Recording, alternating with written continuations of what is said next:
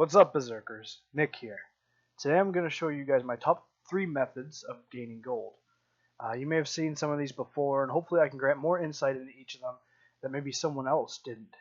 These may not be the best, but they're the methods I employ to keep myself subbed without spending money. Just a side note, some of these may be more time consuming, but you can also get other resources while completing these. So number 3, garrisons. Your garrison is a gold mine waiting to be used. I am of course talking about the mission/naval mission table.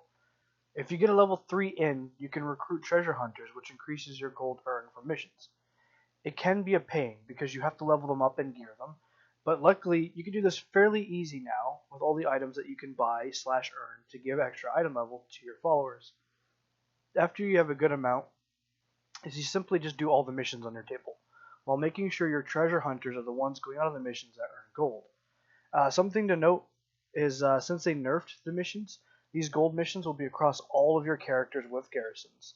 Meaning if you stock up on treasure hunters on one character, like I did, there's a chance you can miss out on some important missions like Blingtron's Secret Vault, which can ultimately give you up to 4,000 gold for doing nothing for 24 hours. Yes, this even shares with deleted characters with garrisons. So you can either stock up on all your characters or hope you didn't get a garrison on some of your tunes to make this as viable as possible. I only stocked up on one character with 5 characters total with garrison, and that's right, some of my 100s don't even have a garrison. See? Look at this. Uller doesn't have a garrison, he doesn't need one. You can also collect garrison resources, Apexis, Honor Conquest, even reputation gains from these missions. The best thing you can do is just do all of the missions. All of them, as many as you can. If you end up failing the non-gold ones, so be it. Just keep refreshing until you get the missions you want. Number 2, Cataclysm Raids. This can be very helpful in stocking up on gold, especially if you do it on more than one character. So the first thing you do is gear your character. The easiest way to do this is get the item level 700 PvP gear bot in Storm Shield/Volmar. It's going to be a pain because you have to sit through Battlegrounds or you can go into Ashran, but this will ultimately allow you to make a lot of gold. Then after you've completed this, you do the Cataclysm Raids on the highest difficulty possible. Do all of them, except for the one in Baradin Hold. I stay away from that one. It's more easy just to do Throne of the Four Winds, Dragon Soul, Blackwing Descent, Firelands, etc. If you can complete it at least on 3 characters, you can reach 20k gold in a week. Maybe even more, which is almost halfway to a token. And if you do this weekly, in a month you can make around 80k, which can buy approximately 2 tokens depending on the price. At the time of writing this, they're at 41k. And in my number 1 way of making gold is random dungeons? Yeah, I actually make a ton of gold from doing this. But I'll let the past Nikolai take it from here. Okay.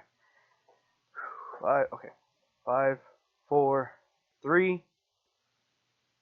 Okay, so I know what you're thinking. Random dungeons and looking for raids. Oh, especially looking for raid. I'd stay away from that. I normally do random dungeons for this. But you might be thinking, well, how can you make gold from that? Well, they give a bonus, a call to arms. So like when you do Time Walkers, it gives you Time War badges. But when you do random dungeons, like heroic dungeons, they give you these, the Savage Satchel of Cooperation. So without you, I did 9 dungeons. It procs from time to time. I don't know if it's a lack of tanks or if it's just a time of day. When it does pop up, sometimes I get like 5-minute heroic queues, so I don't know if it's just a time of day. I also have Postmaster from the dungeons. So let's see. Hey there. Oh, let me just mute that real quick. There we go. Let's see how much gold I can make. So I was at like 465k. So let's see how much gold I can make just from opening these. Now you can make a shit ton of gold from this. I highly recommend it, and the reason it's my number 1 way of making gold is because you can do it as many times as you want. Oh, I'm opening that Blingtron package. Don't forget to get these Blingtron packages as well every day, because they can give, like there's 5 gold, there's 5 silver. So I've already made 1,000 gold, I should say like a couple hundred, from just selling this stuff that you just get from the dungeon. So let's turn off auto loop, and we'll go between these, we'll go through these one by one. So 577 gold, you're off the bat. You have Strength Rune, you have a bunch of BOA gear. Send this to all of your alts, just have them look it over. Like, see, like I have a leather hood. I'm just going to use it right here. Bam, another 7 gold in my pocket. So on top of the 577 gold, I can also get another 7 from that, and you could sell the stuff in the auction house. Getting auction house sellable stuff is probably the best stuff you can come across. There's 512, there's 535, so you can make a lot.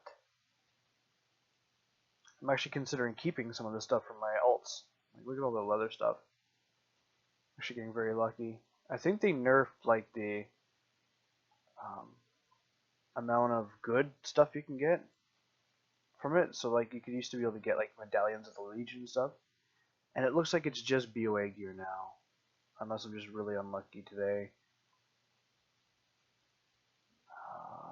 More plate, more cloth. 190. Oh, there's a baleful ring. Baleful cloth holders. Okay, so with all those open, I'm at 471k. So you go up a lot of gold. We could sell this stuff on the auction house. I'm going to sell these on the auction house. Let's see, leather pants, cloth, plate, mail, cloth. Okay, so I have an alt that can use some of this stuff, so it's also helpful for gearing your alts as well. See, look, there's leather pants. I can keep those. I can use those because I already have some. Plate, leather tunic. I'll use that one. Leather griddles. Oh, look at that. See, you can get item upgrades. And the best thing, like I said, you could do is send all of this cloth and stuff to. So that's cloth, that's leather. I can use those. That's plate. That's cloth. That's mail. So yeah, I'm basically just gonna sell all of this stuff. Like 13, 4, not too bad. 4, 12, 10. Mail, plate. Oh, I can sell that as well. So yeah, I mean, it procs all the time. So you can do this. The only downside is you have to put up with random groups, which, you know, if you, oh, look at that, more gold from PvP. It's not viable. I wouldn't do PvP for gold, but it just helps because I'm fully capped on honor gear, so I can just buy either transmog stuff or useless stuff and sell it. Anyway, you can do this as many times as you want, and you have to put up with random groups. Out of the 9 dungeons that I did, I only had 1 healer in a dungeon that was, and it wasn't even unbearable. It just kept pulling for me, so I just kind of let it take it. You know, I'm gonna pull. I pulled pretty quickly already. I'm not gonna pull 8 different mobs, so I'm only gonna pull 3. And just because I don't want things to go bad, it's the AOE damage that can really screw your group. But yeah, that's, I guess, what I wanted to show you guys is that you can buy that as well. This is part of the Garrison mission. You can sell, buy that. It's useless to me. Just bink, sell it off. I think that's about it.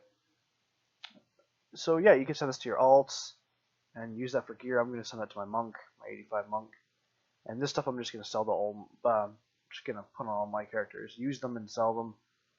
And that is the quickest way that I know. I shouldn't say quickest. The most gold you can obtain per week. And that's just because it's not capped. You can do it over and over and over again. As you can see, this week, not including only doing raids on 1 character, doing garrisons casually, not even like hardcore going at it, and doing 9 dungeons, I've made around 30k, give or take a couple thousand.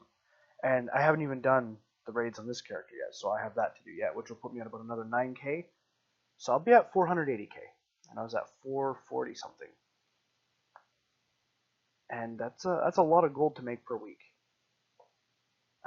If I did this hardcore next week, I might actually do it hardcore next week, so that way I can see how much gold I can actually accumulate, and see how viable this really is. Because I mean, I don't know. I did, and this is only like 3 days, maybe 2 days, really, of doing it.